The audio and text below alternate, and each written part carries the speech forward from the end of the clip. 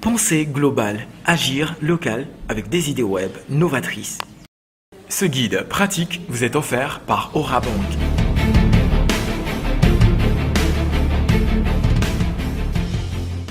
Bonjour tout le monde et bienvenue dans le tout premier numéro de l'émission Ma Finance et moi. Ce numéro fait partie d'une série de conseils pratiques consacrés à la carte bancaire et tout de suite une première question. C'est quoi une carte bancaire ? Eh bien, une carte bancaire est un rectangle de plastique comprenant de nombreux éléments, notamment de sécurité, permettant d'effectuer des opérations bancaires. Cette carte comporte des éléments physiques, un peu comme le corps humain et ses différents organes qui ont tous un rôle à jouer. Prenons le recto d'une carte par exemple. On y trouve la puce qui est un microprocesseur doté d'une mémoire et de capacités de calcul. La puce détermine le dialogue avec le terminal de paiement du commerçant et le distributeur de billets qui ne sont que des intermédiaires entre la puce et le site de la banque. Ensuite, vous avez le numéro à 16 chiffres qui permet d'identifier votre carte. Et ça, vous devez toujours le noter quelque part. Ce numéro vous sera utile lors d'un paiement par Internet.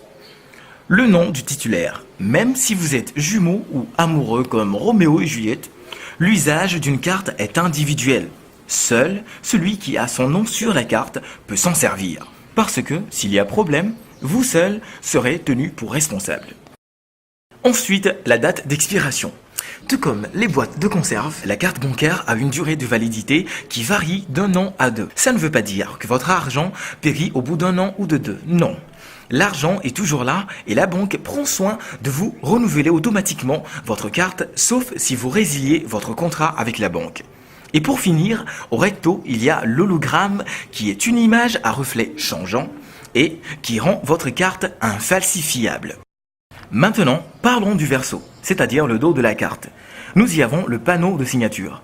La signature étant un élément de sécurité, la faire au crayon ne serait pas censé. Faites votre signature avec un stylo à billes. Et il est obligatoire de signer à l'emplacement prévu, ici, sur le blanc. Ensuite, nous avons la piste magnétique dont le rôle est de vous permettre d'utiliser la carte dans les pays où la puce n'est pas utilisée. C'est pas génial ça ? Le cryptogramme visuel. Oui, je sais, ça ressemble à un gros mot. Mais ce n'est rien de bien compliqué. Il s'agit seulement des 3 derniers chiffres de la référence de votre carte sur le panneau de signature. Vous en avez besoin pour payer à distance, que ce soit par Internet ou par téléphone.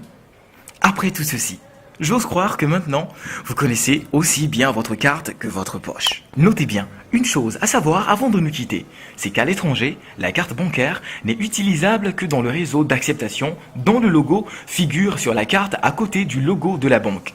Par exemple, la carte Visa ne sera utilisable que chez les commerçants ou dans les distributeurs affichant le logo Visa. Au revoir et à la prochaine.